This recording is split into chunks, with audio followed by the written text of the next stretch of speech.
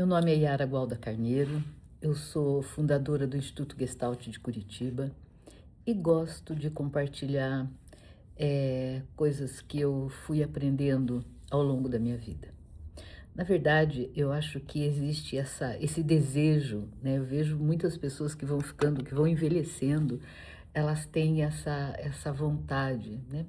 Puxa, às vezes eu fico pensando, o que a gente ganha em compartilhar? Sei lá, é algo que é gostoso, é algo que faz bem.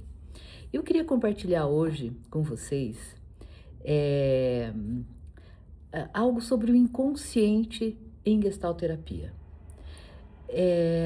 O conceito de inconsciente, ele é comum para várias abordagens e, ao mesmo tempo, ele é também diverso, né, para tantas abordagens que existem dentro da psicologia.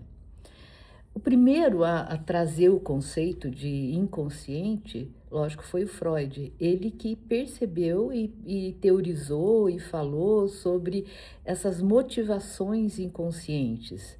E quando ele falou dessas motivações inconscientes, ele ficou muito atento a basicamente duas vozes.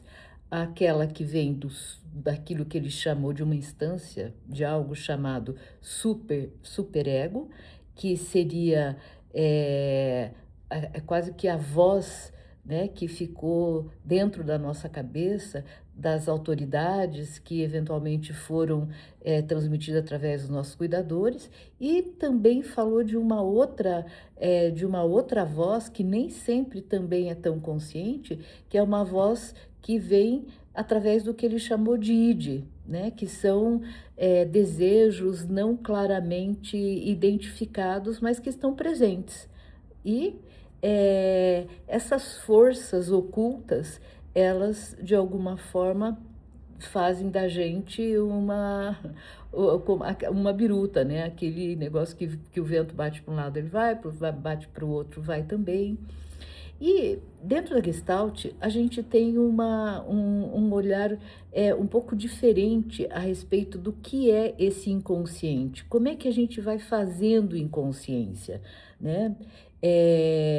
Na primeira formação que eu tive, eu me formei em 1977, então a gente ouvia falar do inconsciente como um nó de desejos, de impulsos reprimidos, recalcados, né?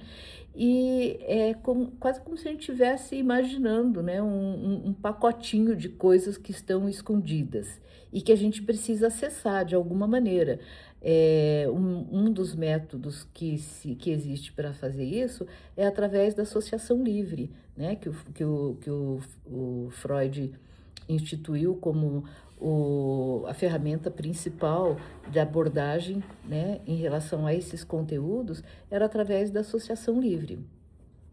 Como que em Gestalt a gente percebe esse inconsciente?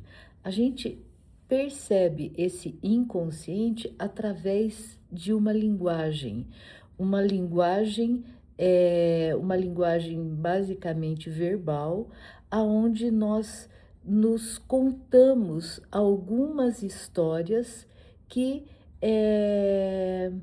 tem muito mais a ver com aquilo que a gente gostaria que houvesse e que de verdade não está acontecendo. Então, como que eu faço, por exemplo, eu posso fazer inconsciência, eu como terapeuta, posso detectar uma certa inconsistência no relato de alguém, quando essa pessoa me diz, por exemplo, né, que ela não sabe por que ela veio para terapia e ela não sabe bem por quê, mas ela tem explodido de raiva em relação ao companheiro. E ela vem com a ideia inicial de que ela precisa controlar essas explosões de raiva. Na medida que você vai fazendo uma investigação fenomenológica, entendendo como isso acontece, em que situação isso se dá, de que maneira isso pode, em que momento isso está acontecendo, você vai abrindo um cenário interessante, aonde essas explosões elas estão acontecendo em relação a um companheiro que é extremamente abusivo na forma como proíbe essa pessoa, essa paciente, de viver a vida que ela tinha antes do relacionamento. Você começa também se dar conta de que ele tem comportamentos extremamente autoritários ou egoístas mesmo. Você vai se dando conta de que parece que essa pessoa não se deu conta de que há muito tempo ela está num relacionamento abusivo. Então, qual a história que ela se conta? A história que ela se conta é: eu sou ruim, eu sou uma pessoa que preciso ser tratada para não explodir mais, porque o meu casamento não tá com problema. Provavelmente, e a gente vai vendo depois, que ela tem algumas crenças que a habilitam pensar que, se ela tivesse escolhido um marido com tais características, esse marido seria um bom marido. Então, ela não ousa pensar que esse marido que ela escolheu, ou esse companheiro que ela escolheu, é uma pessoa que a coloca numa situação de ter feito um mau casamento. Então, o que está inconsciente aí? Está inconsciente aí a possibilidade dela estar vivendo um mau casamento. Então, na medida que a gente vai ouvindo de uma forma completa, através não de uma estrutura superficial, né? A gente vai entender que muitas vezes a gente pode se comunicar através de uma estrutura mais simples, né? Através de orações que têm uma estrutura mais simples, ou através de orações que têm uma estrutura mais complexa. O que eu estou querendo dizer com isso? Às vezes, quando eu digo, né, eu estou tendo explosões de raiva, eu estou falando basicamente dentro de uma estrutura simples, né? Mas eu posso tornar essa estrutura um pouco mais complexa, mais profunda, quando eu começo a fazer perguntas.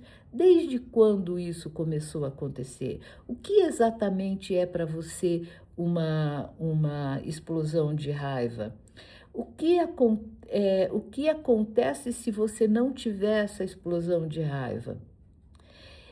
Na medida que eu vou na medida que eu vou fazendo esse tipo de intervenção, eu vou fazendo com que isso que não estava tão claro, não havia consciência, agora se torna: nossa, é verdade, eu não tenho um bom casamento, eu fiz um mau casamento.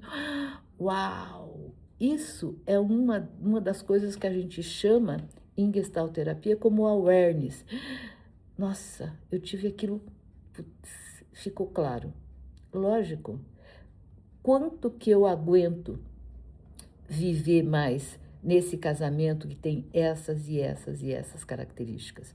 Então, dentro da Gestalt, a gente vai procurar fazer consciência através de intervenções que elas são muito mais focadas. Em vez de eu fazer, né, em vez de eu utilizar o método de associação livre, eu vou focar, eu vou focar muito, eu vou buscar cada vez mais que haja consciência de cada pedaço do que a pessoa está vivendo. Eu vou segmentar tudo aquilo que ela está vivendo, né? Por exemplo, quando eu digo eu tive uma explosão, eu transformei o verbo explodir num substantivo que é explosão. Se eu segmentar isso, né? Como eu comecei a explodir?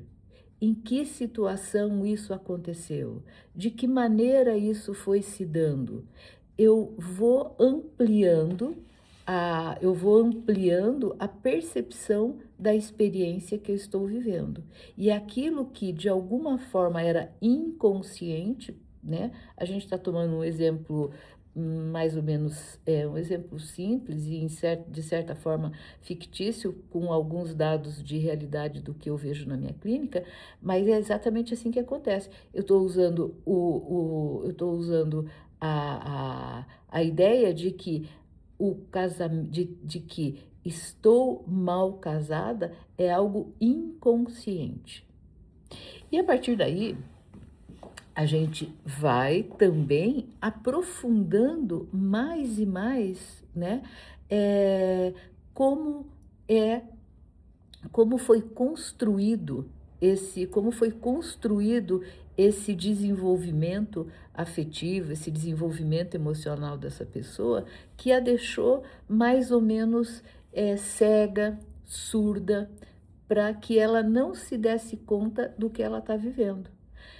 Aí a gente começa, né, entendendo, por exemplo, existe uma premissa que aquilo que a gente adoeceu através de uma relação, a gente precisa ser curado, através de uma outra relação. Então é isso que a gente vai fazendo muitas vezes ao longo da nossa caminhada em relações afetivas.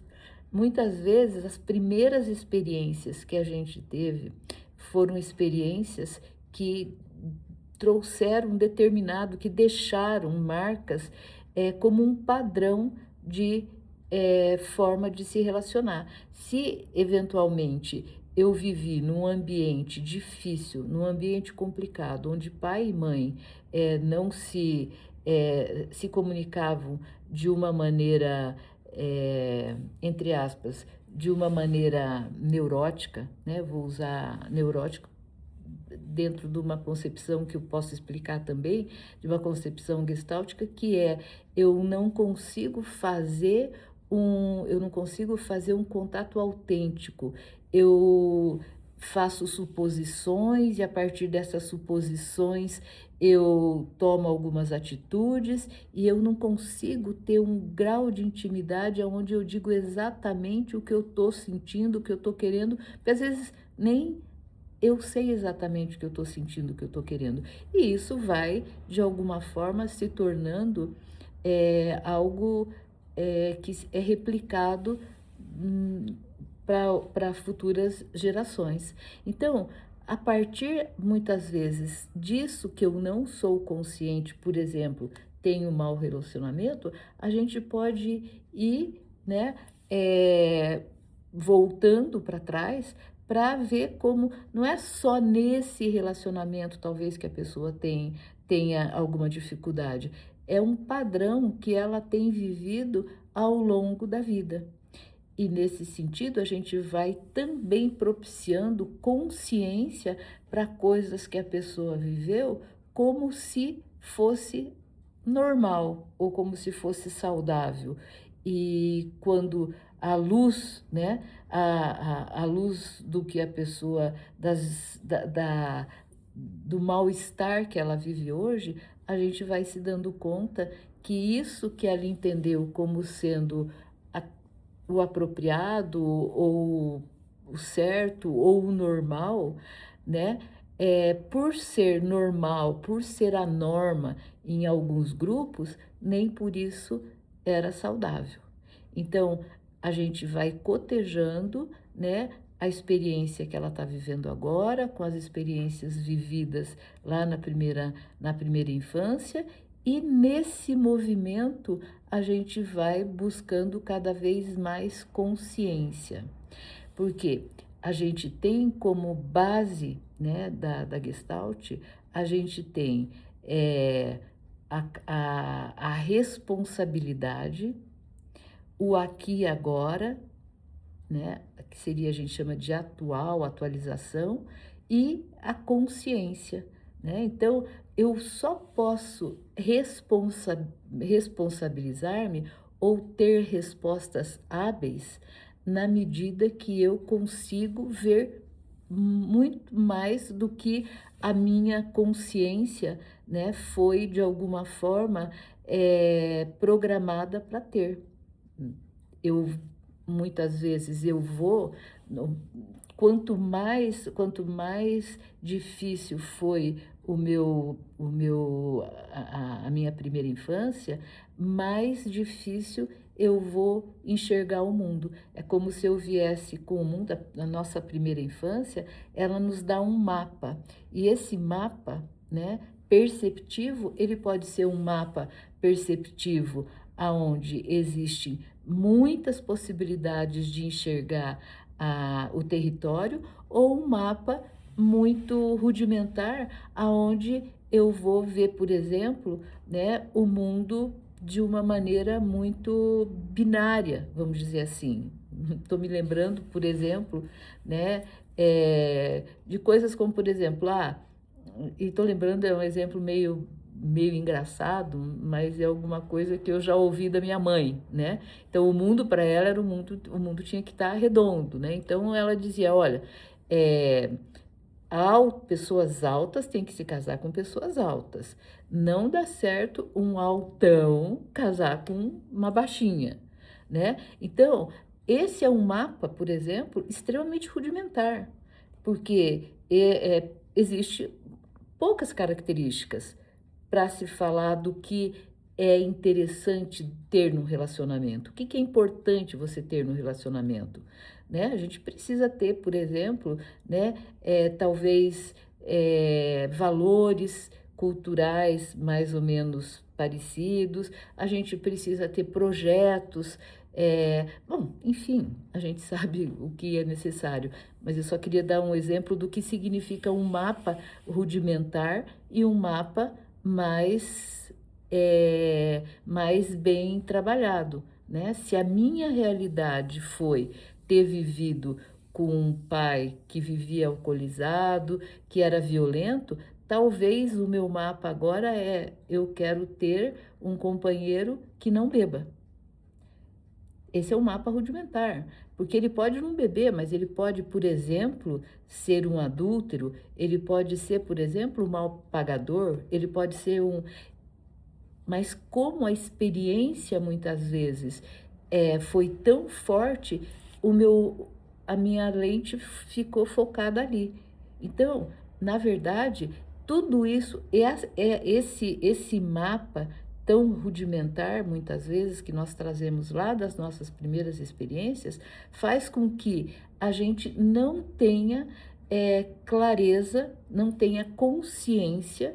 E se a gente não tem consciência no sentido eu não consigo ver tudo, eu não consigo ouvir tudo, eu não consigo falar tudo, se eu não consigo ter respostas hábeis. Quando a gente fala de Gestalt como responsabilidade, a gente está pensando nisso que é responsabilizar-se no sentido de ter respostas hábeis, né? E a gente faz tudo isso, né? A gente faz muitas vezes essa caminhada através de intervenções, aonde eu, como terapeuta, vou abrindo as possibilidades para que esse mapa perceptivo ele seja mais bem elaborado, como, por exemplo, no exemplo que a gente começou, eu tenho explosões, eu explodo toda hora, eu tenho explosões de raiva, né? Espera, vamos ver o todo, em vez de... vamos ver o todo, como que isso se encaixa. E eu posso também, além dessas intervenções, ir propondo experimentos, a gente chama experimentos, a, algumas vivências imaginárias que fazem com que você, através de uma visualização mental, você, né, induz a pessoa a ter um contato mais com ela mesma, né, fechando os olhos, tal, aonde ela experimenta respostas novas para situações que até então que ela reagia de uma determinada maneira, ela pode até ver a possibilidade de ter outras respostas. Em vez de eu ter simplesmente uma explosão de raiva, quando eu nem sei por que que eu tive isso, eu começo a ficar mais atenta às primeiras situações que me causaram mal-estar, mas que eu não estava consciente, e agora estou, da proibição que existia em relação a eu sair com as minhas amigas. Então agora eu posso visualizar isso dentro de uma monodramatização, onde eu imagino uma conversa entre eu e o companheiro, né, entre a pessoa e o companheiro, entre a paciente e o companheiro. Eu proponho para ela imaginar isso, para que ela desenvolva uma outra resposta, para que ela tenha uma outra atitude. É como se realmente ela pudesse ensaiar dentro desse ambiente seguro, desse setting terapêutico, respostas novas para situações que antes ela via através desse mapa perceptivo mais rudimentar. Eu amo a Gestalt e eu tenho um curso totalmente online e ao mesmo tempo um curso vivo, um curso aonde quem o adquire tem a possibilidade de ficar pelo menos durante 12 meses assistindo aulas ao vivo, aonde eu vou trabalhando com pessoas que fazem parte do grupo, para que elas vejam como se dá essa abordagem na prática e, ao mesmo tempo, ela pode viver isso, né, ter uma experiência nela mesma e vai assistindo os conteúdos dentro do ritmo próprio dela. Eu vou deixar o link aí para você entrar e ver se te interessa, tá bom? Um abraço.